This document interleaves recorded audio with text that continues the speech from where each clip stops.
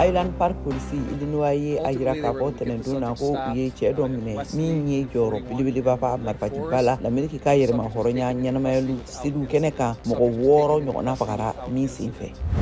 l'Amérique ka lakanakɛlaw minnu bɛ Kore jamana kan ye sanfɛ kɛlɛkɛ maramafɛn dɔw ka laseli Kore bayan fanfɛla la jaw labila tarata don na waati la jamana fila ninnu lakanakɛlaw tɛgɛ bɛ ɲɔgɔn bolo fiɲɛma maramafɛntigi Kore du Nord kɛrɛfɛla la.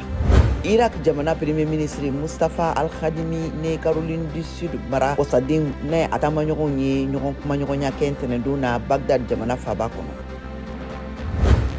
Tuyana Mexico ka taa Mexique ni l'Amérique dancɛ la sigida mɔgɔw ye seli kɛnɛ sigi tɛnɛndon sufɛla la ka taa sibila kɛ tungaden 53 minnu fatulen yera camion labilalen kɔnɔna na San Antonio dugu la Texas mara la.